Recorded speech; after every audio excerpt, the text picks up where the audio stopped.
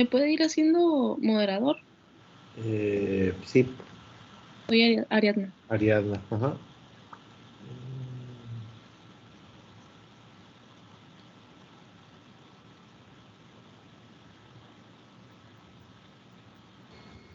Listo.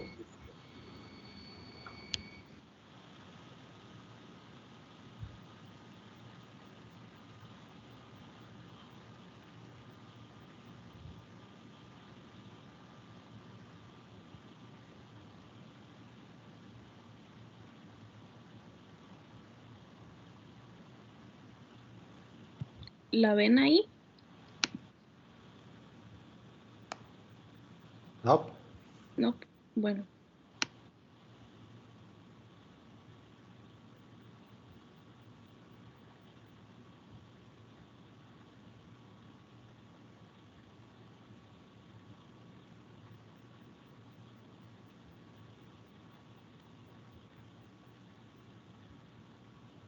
¿Qué tal ahí? Sí, ya la podemos ver. Bueno, al menos yo sí. Me sentí con el oftalmólogo. Nunca han ido con el oftalmólogo. Les pone, ¿ves mejor aquí o aquí? Así estás. Ahí se ve bien. Usted me dice, doctor, cuándo podamos empezar. A ver cuántos estamos. Estamos 32, yo creo que ya. Ya somos mayoría. Bueno, pues buenos días primero que nada. Les voy a hablar sobre el metabolismo quirúrgico. Pues las horas iniciales después de las lesiones quirúrgicas o traumáticas se asocian metabólicamente con la reducción en el consumo total de energía corporal y también en la eliminación de nitrógeno urinario. Y hay una priorización del consumo de sustratos para conservar la función de órganos vitales y apoyar la reparación de los tejidos lesionados. Esta fase de recuperación también se caracteriza por funciones que ayudan al restablecimiento de la homeostasis, como por ejemplo el incremento de las tasas metabólicas y del consumo de oxígeno, preferencia enzimática por sustratos que son fácilmente oxidantes, como lo es la glucosa, y la estimulación del sistema inmunitario. El metabolismo, pues durante el ayuno, el metabolismo energético en estados de ayuno sirve como estándar con el cual se comparan las alteraciones metabólicas después de las lesiones agudas y enfermedades críticas. Pues las necesidades metabólicas basales en reposo y en ayuno en un adulto sano son de aproximadamente 22 a 25 kilocalorías por kilogramo por día, que pues estas son obtenidas de carbohidratos, lípidos y proteínas, y este puede aumentar hasta 40 kilocalorías por kilogramo por día en estados de tensión fisiológica grave, como pues por ejemplo en pacientes con quemaduras. Y en adultos sanos, pues la principal fuente de energía durante el ayuno por periodos breves, o sea, menos de 5 días, se obtiene de la proteína muscular, pero mayormente de la grasa corporal.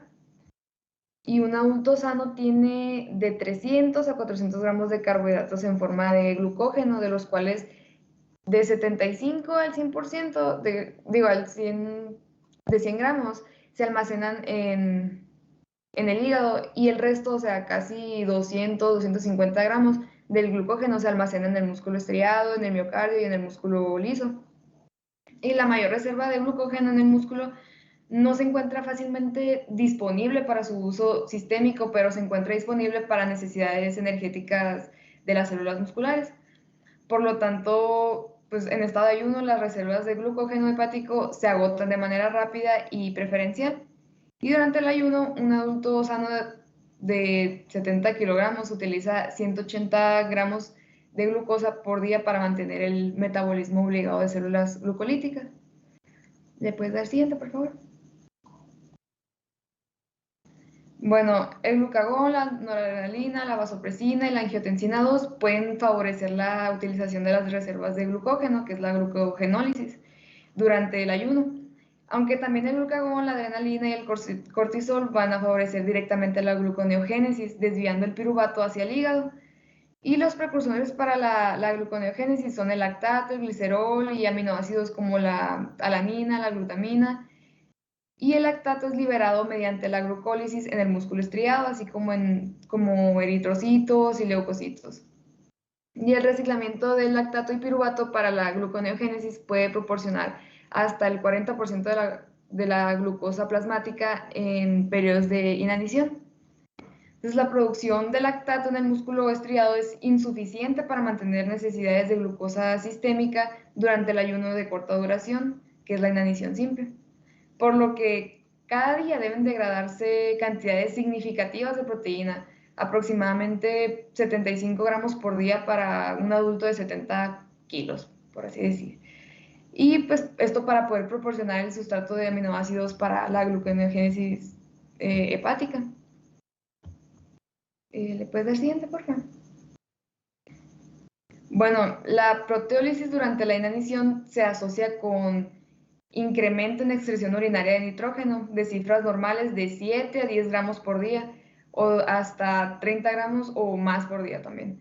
Y en la inanición prolongada se reduce a la proteólisis sistémica a casi 20 gramos por día y la excreción urinaria de nitrógeno se estabiliza de 2 a 5 gramos por día. Y esta reducción de la proteólisis refleja la adaptación por órganos vitales, por ejemplo, del miocardio, del encéfalo, de la corteza renal, del músculo estriado, y esto pues para utilizar cuerpos cetónicos como su principal fuente de energía.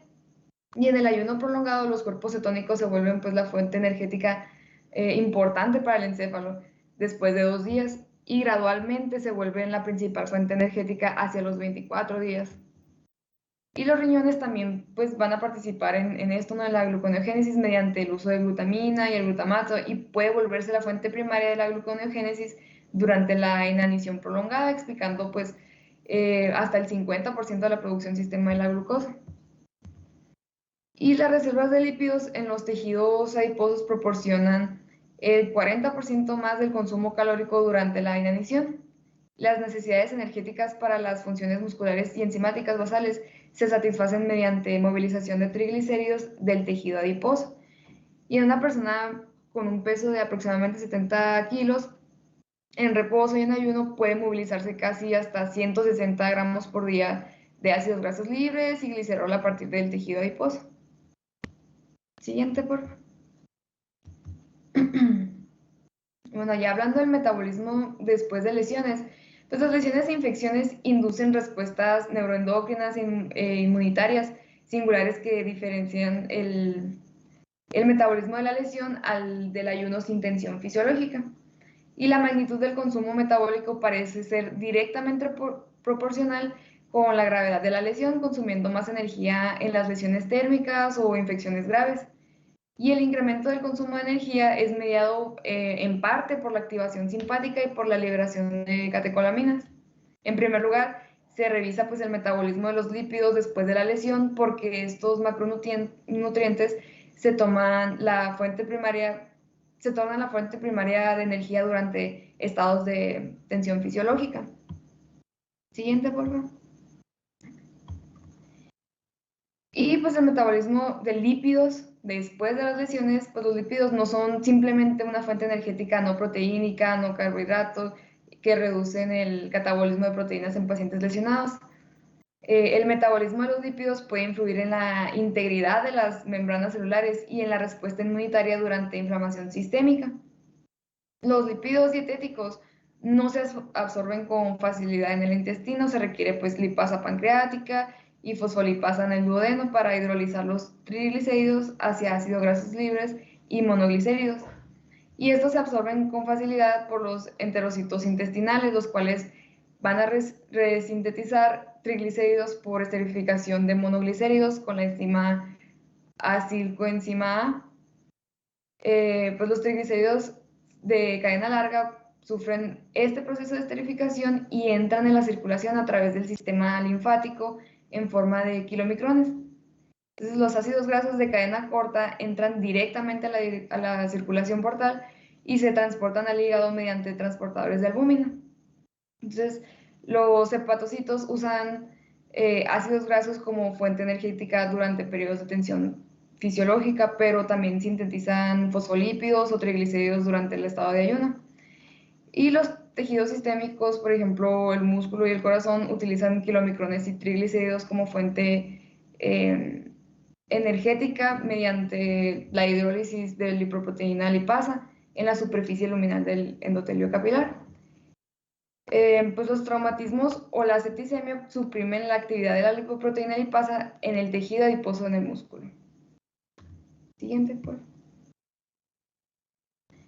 En cuanto a la lipólisis y la oxidación de ácidos grasos, los periodos de demanda energética se acompañan de movilización de ácidos grasos libres, como dije ahorita, a partir pues, de las reservas adiposas, y esto es mediado por influencias hormonales sobre la lipasa de triglicéridos a través de la vía AMP cíclico. Y en el tejido adiposo, la lipasa de triglicéridos hidroliza los triglicéridos en ácidos grasos libres y glicerol, y los ácidos grasos libres alcanzan la circulación capilar y son transportados por la albúmina a los tejidos que necesitan esa fuente energética. Y la insulina inhibe la lipólisis y favorece la síntesis de triglicéridos, pues incrementando la actividad de la lipoproteína lipasa y las concentraciones intracelulares del glicerol 3-fosfato. El uso del glicerol como fuente energética depende de la disponibilidad de la glicerosinasa hística, que esta pues, es muy abundante en el hígado y en los riñones. Y los ácidos grasos libres absorbidos por las células se conjugan con acetil-CoA en el citoplasma. El transporte de acetil-CoA de la membrana mitocondrial externa a través de la membrana mitocondrial interna ocurre pues, a través de la vía de la carnitina. Y los triglicéridos de cadena mediana no utilizan la vía de la carnitina, cruzan con facilidad las membranas mitocondriales. Y en la mitocondria, la acetil-CoA sufre una oxidación beta, pues esto va a dar origen al acetil-CoA, que pasa a través del ciclo.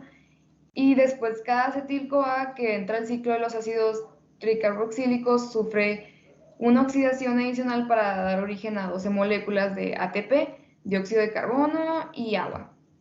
Y el exceso de moléculas de acetil-CoA actúa como precursor para la cetogénesis. Siguiente, por favor. Bueno, el agotamiento de los carbohidratos va a reducir la entrada de acetil-CoA al ciclo de los ácidos tricarboxílicos por el agotamiento de los intermediarios de los ácidos y por la actividad enzimática también. Y el incremento de la lipólisis y la disminución de la disponibilidad sistémica de carbohidratos durante la inanición desvía el exceso de acetil-CoA hacia la cetogénesis hepática. Y varios tejidos extrahepáticos, pero no el hígado mismo, no son capaces de utilizar cuerpos cetónicos como combustible. Entonces la tasa de cetogénesis parece tener una relación inversa con la gravedad de la lesión. Por ejemplo, los traumatismos graves, el estado de choque grave y la septicemia atenúan la cetogénesis al incrementar concentraciones de insulina y causar oxidación rápida de ácidos grasos en los tejidos. Y las lesiones e infecciones menores se asocian con elevaciones pues, leves en concentraciones plasmáticas de ácidos grasos y cetogénesis. Puedes darle siguiente, por favor. En cuanto al metabolismo de los carbohidratos, pues los carbohidratos son ingeridos se digieren principalmente en el intestino delgado, donde las enzimas pancreáticas e intestinales reducen carbohidratos complejos a unidades diméricas. Las disacaridasas, por ejemplo la sacarosa, la lactosa, la maltosa, en el borde del cepillo intestinal desdoblan carbohidratos a unidades simples de hexosa, las cuales son transportadas a través de la mucosa intestinal. La glucosa y la galactosa se absorben principalmente por transporte activo dependiente de energía acoplado a la bomba de sodio, y la fructosa se absorbe por difusión facilitada dependiente de la concentración. Ni la fructosa o la galactosa en la circulación o el manitol exógeno por lesiones neurológicas producen una respuesta de insulina. Y la administración intravenosa de fructosa en dosis bajas en seres humanos en ayuno se ha asociado con la conservación del nitrógeno. La revisión del metabolismo de carbohidratos se refiere pues, sobre todo a la utilización de la glucosa. La oxidación de 1 gramo de carbohidrato produce 4 kilocalorías y en estado de inanición la producción de glucosa ocurre a expensas de las reservas de proteínas pues, del músculo estriado. Y de aquí que el objetivo primario para la administración de glucosa en pacientes quirúrgicos sea reducir la pérdida del músculo. O sea, la administración exógena de pequeñas cantidades de glucosa, como casi 50 gramos por día, va a facilitar la entrada de las grasas al ciclo de los ácidos tricarboxílicos y reduce la cetosis. Pues, pero no se ha demostrado que el suministro de glucosa en individuos con septicemia o traumatismo haya suprimido por completo la degradación de aminoácidos por la gluconeogénesis. Y esto sugiere que durante periodos de tensión fisiológica, otras hormonas y mediadores proinflamatorios tienen una influencia notable y que es pues inevitable cierto grado de pérdida de músculo. Pero lo que sí se ha demostrado es que la administración de insulina invierte el catabolismo proteínico durante periodos de tensión fisiológica grave mediante estimulación de síntesis de proteínas en músculo estriado y también inhibiendo la degradación de proteínas en los hepatocitos. El exceso de glucosa por alimentación excesiva puede ocasionar alteraciones como glucosuria, termogénesis y conversión a grasa, que es la lipogénesis, y ocasiona incremento de la producción de dióxido de carbono, también lo que puede ser nocivo pues para pacientes con función pulmonar subóptima, además de producir hiperglucemia, que puede contribuir también al riesgo de infecciones y de depresión inmunitaria. Y las lesiones y las infecciones graves inducen un estado agudo de intolerancia a la glucosa periférica. Además, pues hay estudios que han demostrado incremento en la producción neta de glucosa esplácnica en 50-60% en pacientes sépticos y de 50-100% en pacientes con quemaduras.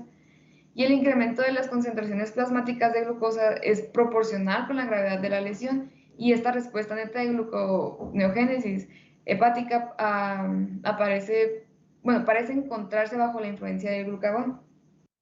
Y en los pacientes en estado crítico con hipermetabolismo, la respuesta de gluconeogénesis hepática a la lesión o septicemia no puede ser suprimida por la administración excesiva de glucosa exógena, sino más bien persiste. La gluconeogénesis hepática, que se origina principalmente del catabolismo de alanina y glutamina, proporciona una fuente energética fácilmente disponible para los tejidos. Por ejemplo, para el sistema nervioso central, heridas y eritrocitos, y pues no requiere insulina para el transporte de la glucosa. El incremento de las concentraciones de glucosa también proporciona una fuente energética necesaria para los leucocitos en los tejidos inflamados y en sitios de invasión microbiana. ¿Le puedes dar siguiente? Creo que...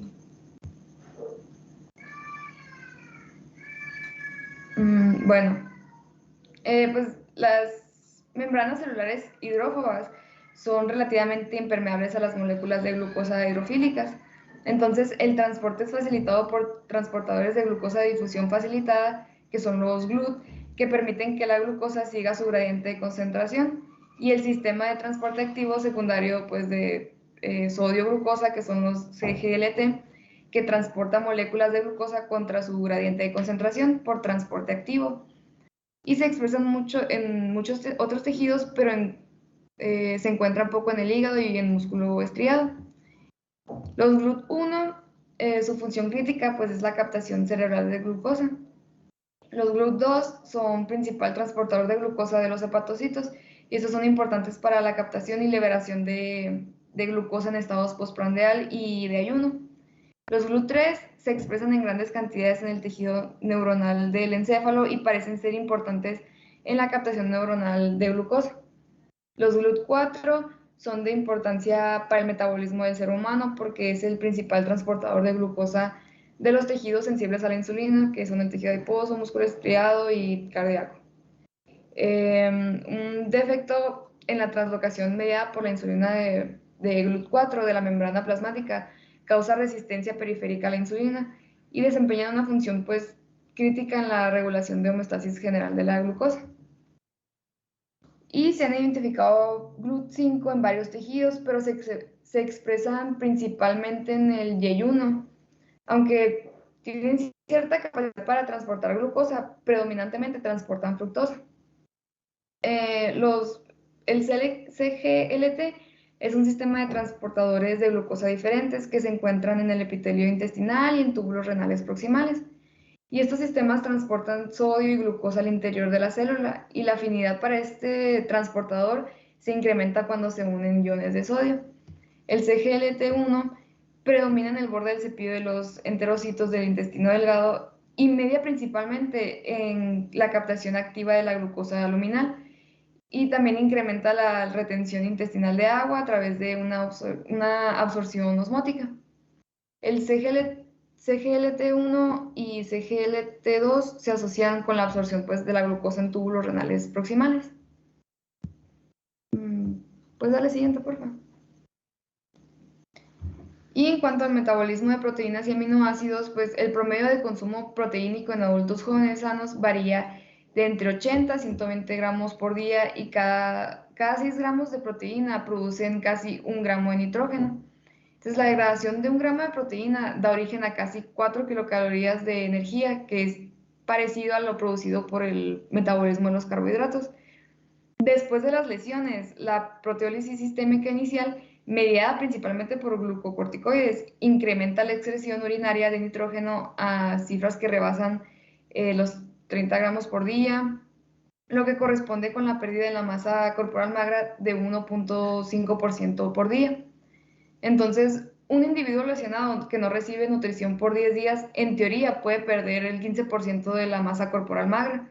Por lo tanto, los aminoácidos no pueden considerarse como reserva energética a largo plazo, y la pérdida excesiva de proteínas no es compatible con la vida.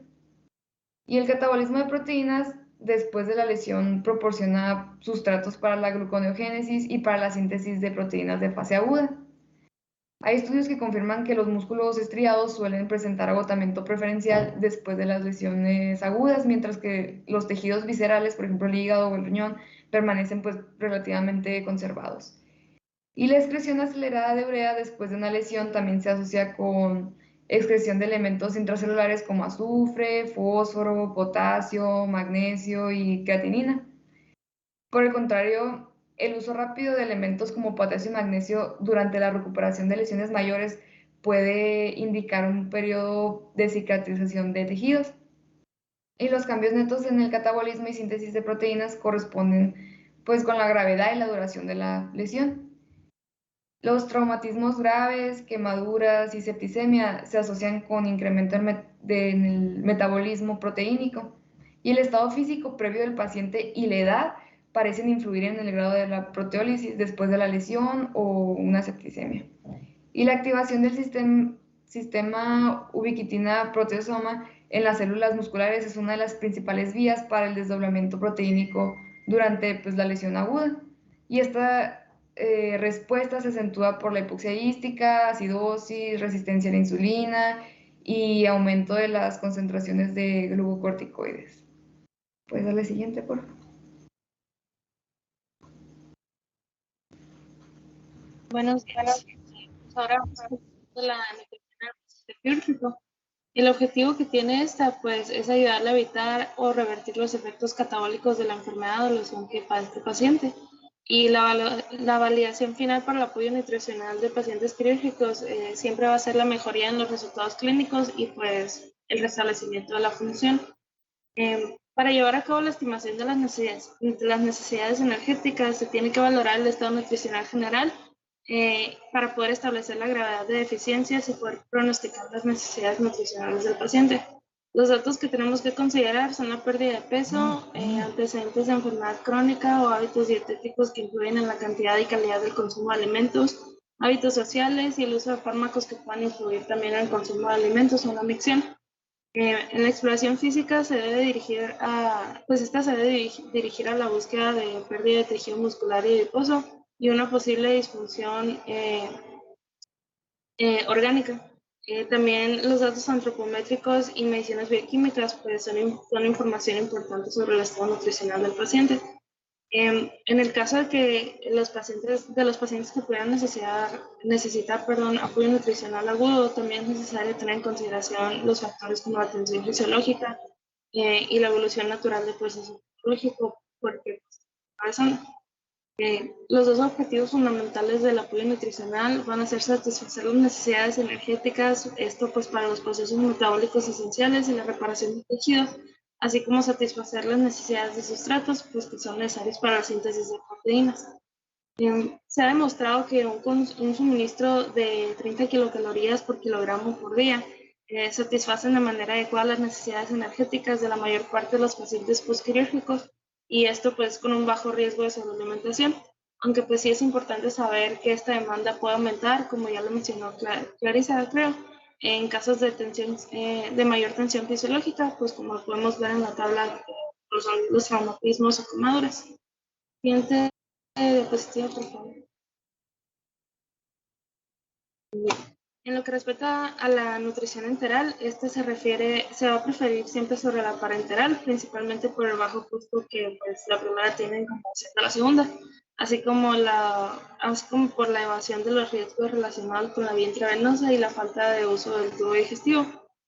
Pues esto incluye la disminución de la producción de IgA secretora y citocinas, así como la proliferación bacteriana y alteración de las defensas de la mucosa, que pues puede traer mayores problemas de salud para el paciente.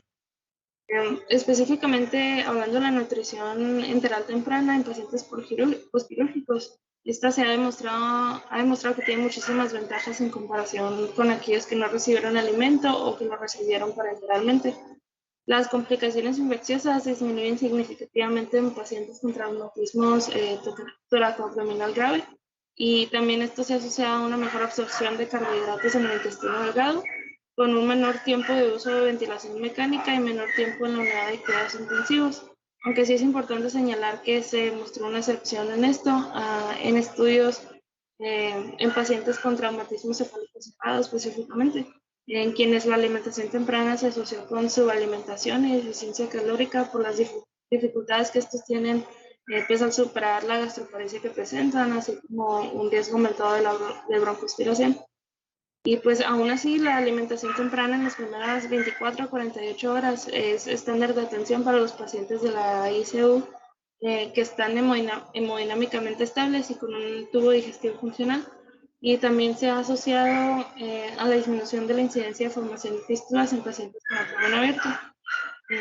Un dato que debemos tener en cuenta al iniciar la alimentación enteral es el residuo gástrico de 200 mililitros o más que dure un periodo mayor a 4 horas y que sea acompañado de distensión abdominal, ya que pues estos signos son indicación de interrupción de la alimentación.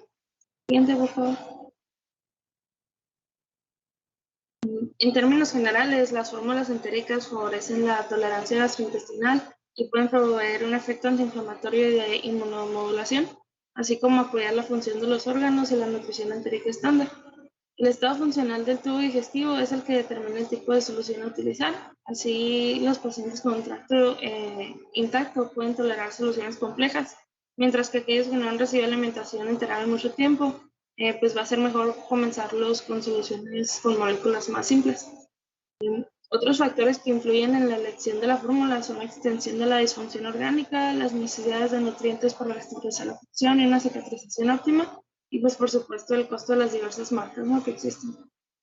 Y bien, la provisión de nutrientes inmunomoduladores es uno de los mecanismos de los cuales se puede apoyar la respuesta inmunitaria para reducir el riesgo de infecciones. Estos inmunonutrientes, pues los mejor estudiados son la glutamina, la arginina y el omega 3.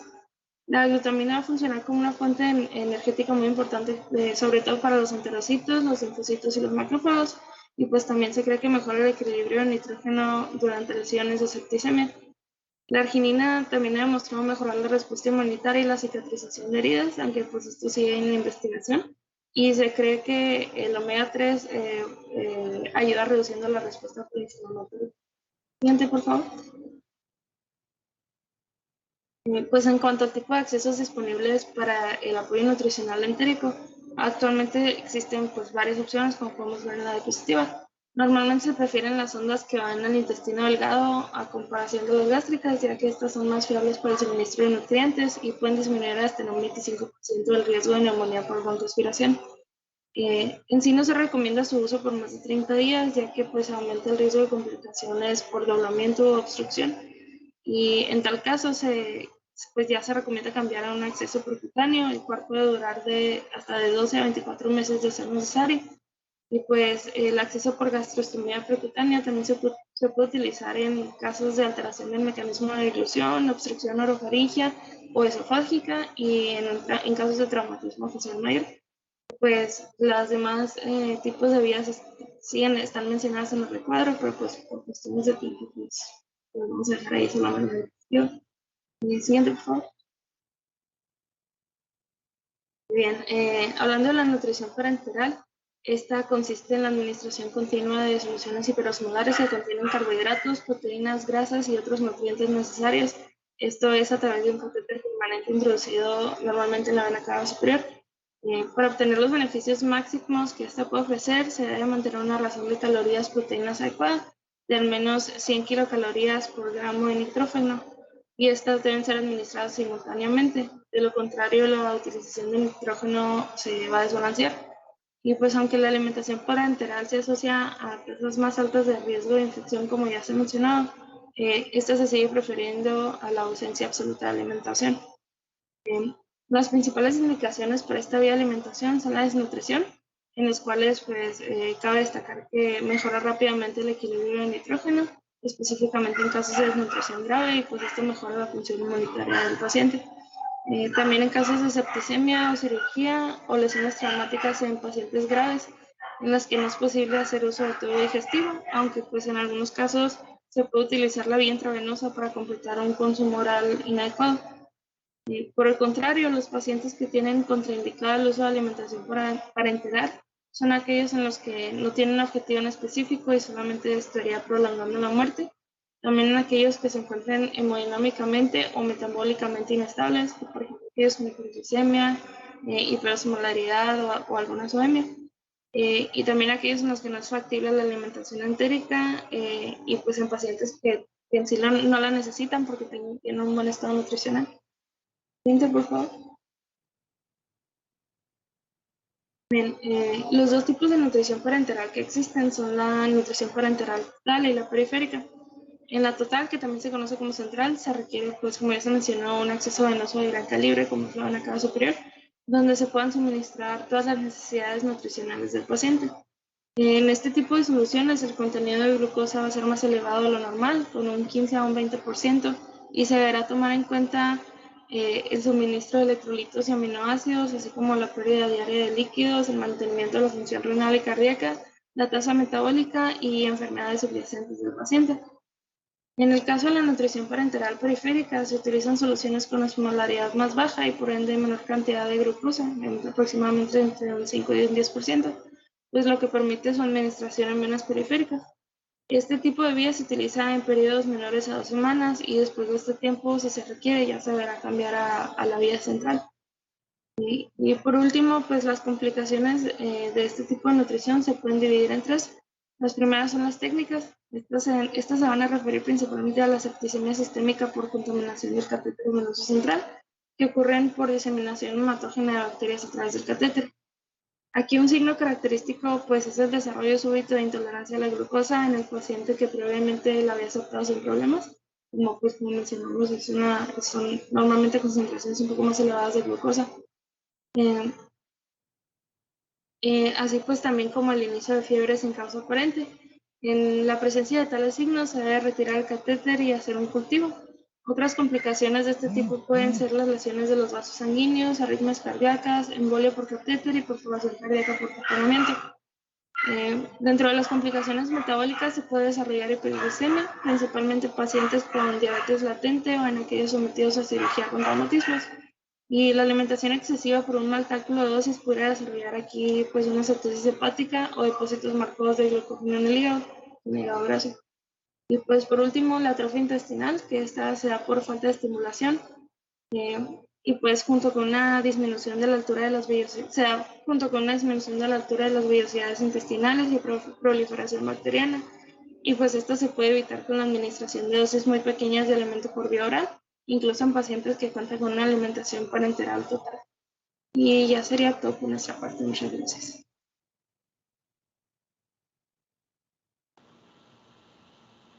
Muy bien. Me estoy dando cuenta que no pusimos a grabar, ¿no? Yo creo que habría que grabar las clases por aquellos que se quedan dormidos. Habíamos quedado aquí, vamos a traer las cámaras prendidas gran parte, pero nadie, nada más los ponentes. Pues está bien. La primera parte,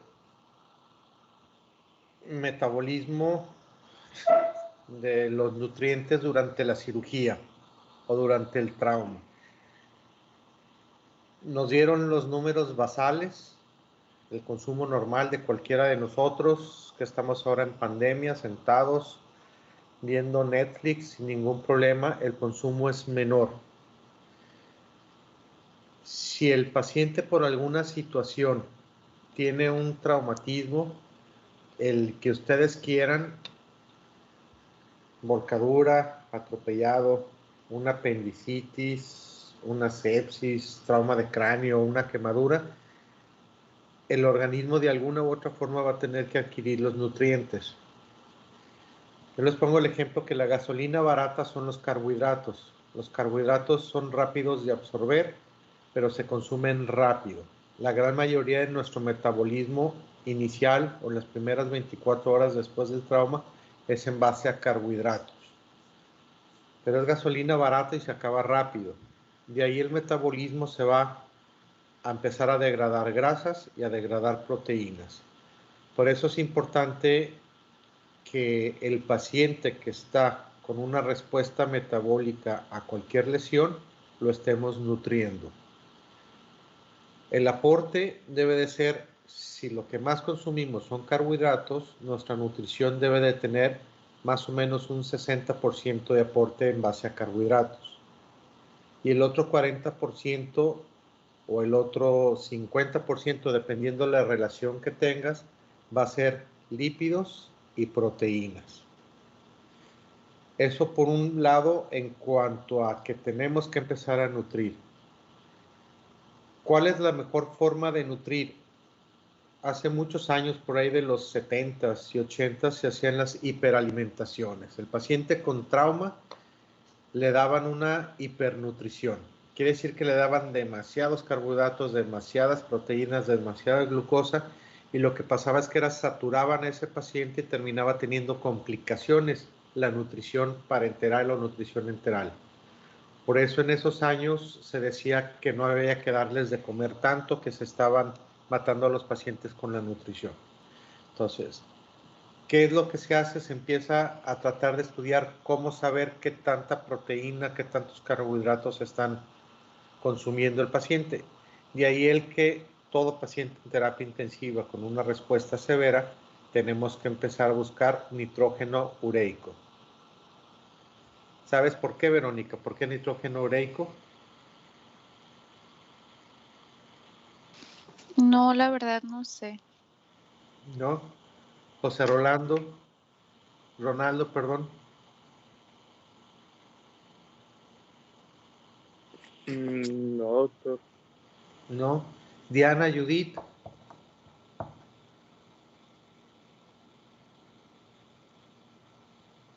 Está dormida. Génesis.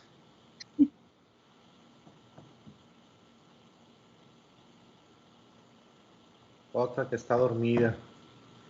Julián Ignacio. ¿Por qué nitrógeno ureico en qué? ¿Por qué medimos el nitrógeno ureico en los pacientes con respuesta metabólica al trauma? ¿De qué nos sirve?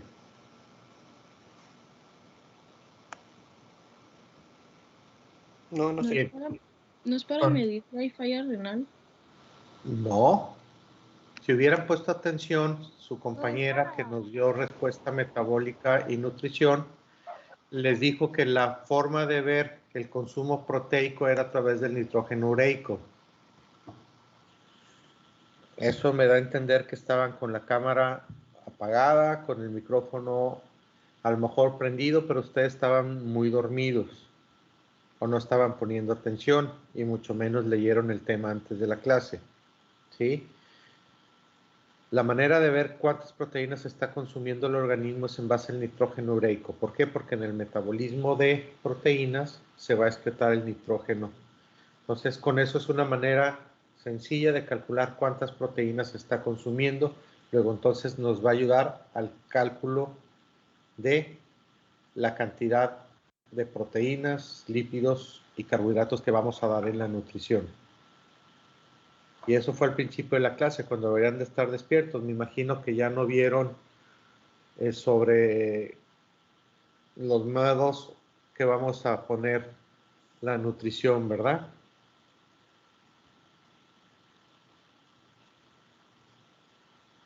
¿Te acuerdas, Dulce María, cuáles son las formas que utilizamos para dar nutrición? No, doctor. Ok. Edgardo, No, doctor. Daniel Eduardo, Doctor, era la parenteral, podría ser central o periférica, ¿verdad? ¿la cual? La nutrición parenteral, que podría ser central en un vaso grande, como la yugular, la vena cava, o la periférica, ¿no? Esa es una. Y Eric, ¿sabes cuál es la otra?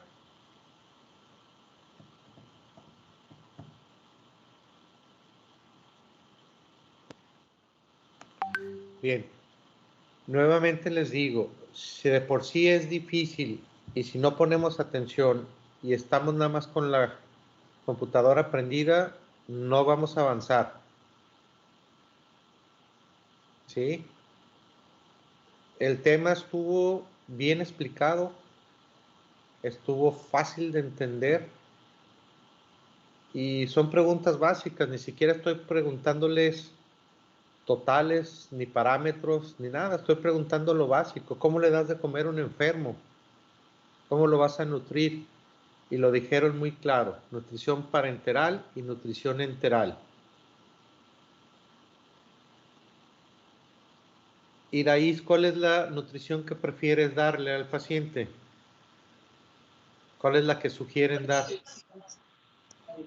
Pues depende más que nada del estado del paciente, creo yo. Usualmente creo que la más conocida es la parenteral. Ok, ¿estás de acuerdo, Jesús René?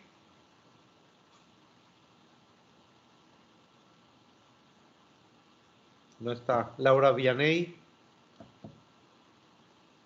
Pues sería por sonda en estos pacientes, ¿no? La indicación.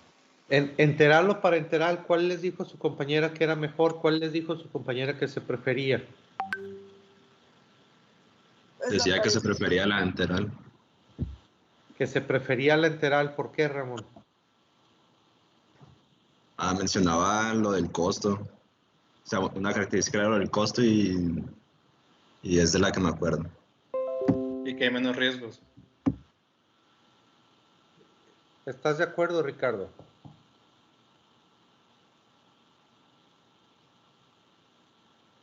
Otro que no está. Montes o Pukovic. Montes. Pues sí, estoy de acuerdo. ¿En qué estás de acuerdo? Lo que menciona del costo, supongo, será más fácil darle la alimentación al paciente por vía enteral que por vía parenteral. Y aparte del costo, les mencionó otra ventaja de la enteral sobre la parenteral. ¿Te acuerdas, Bárbara?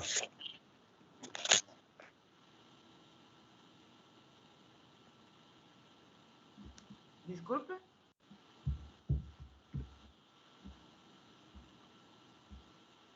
¿No te acuerdas? José Carlos. Pues una ventaja puede ser que la parenteral se puede utilizar en pacientes que están sedados, que no pueden ejercer la nutrición vía enteral. Pero esa es la ventaja de la parenteral. Estamos viendo la enteral.